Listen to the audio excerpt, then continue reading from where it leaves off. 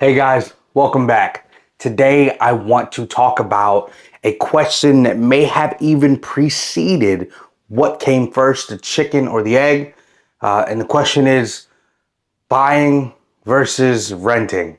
So when it comes to that question, a lot of people have different thoughts. I have my own set of beliefs that inspire my thoughts and my stances, and I want to share that with you today.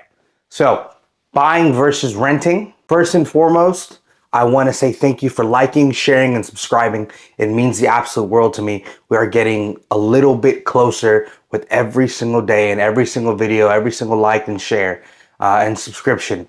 So thank you from the bottom of my heart for believing in us, believing in our vision, and for finding value in what we do. So with all that being said, let's jump into the video. First and foremost, I do want to make clear that I am not opposed to renting by any way, shape, or form. I think that renting versus buying and buying versus renting, I think that either option is a viable way to go depending on your end goals and your current situation.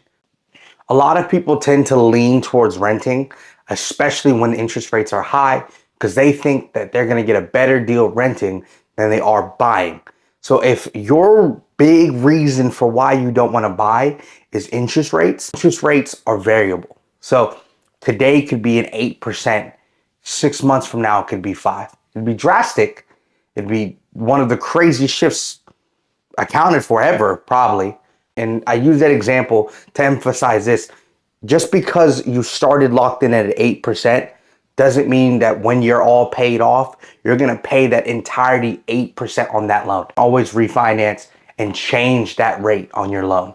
And for the people who are like buying no matter what, I don't care what the interest rate, I don't care about this, that, or the other.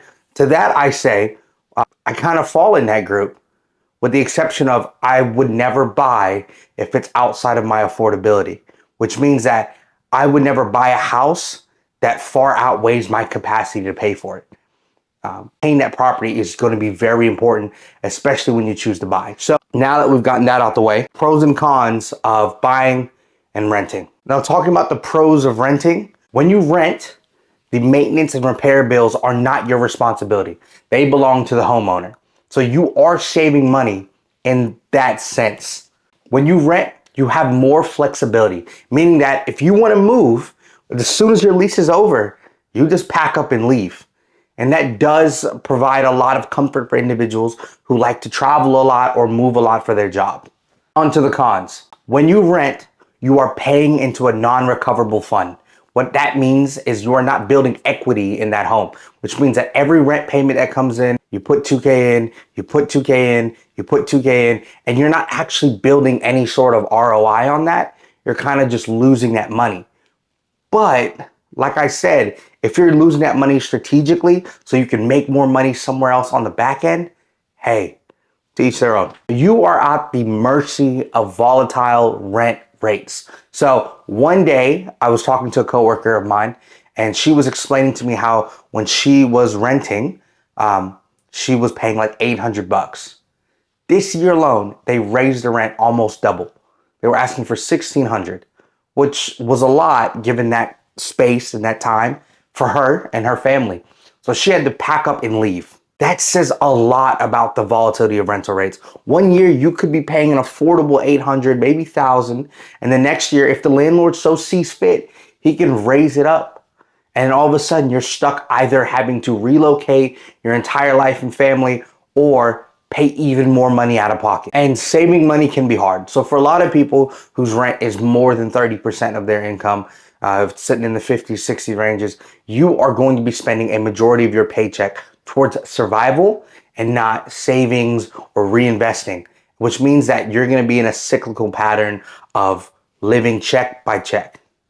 Now let's talk about buying. When you choose to buy a home, you are owning an asset that you are going to build equity on and that someday you might even be able to cash flow. When you choose to buy, your monthly payments very rarely go up. They usually go down over the life of the loan. This part's one of my favorite ones because it requires a mindset shift. When you buy, you are essentially buying a built-in bank account, right? Because all that money you're spending towards your mortgage and your principal, it's not just non-recoverable.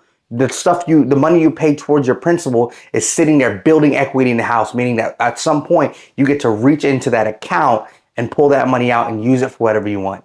Now, some of the cons. There will be non-recoverable expenses, such as repairs, maintenance, taxes, etc. If you decide to move or relocate, it can be very stressful because you're not just ending a lease, getting up and leaving, but you have an asset that you're going to have to pay taxes on and mortgage on, which might involve a sale or putting it up for rent. Both cases, it can be relatively stressful, especially if that move is work related and you just have to get up and go. While real estate typically increases over time, there are instances where the prices of homes could go down for a quarter or for a year or for a string of years.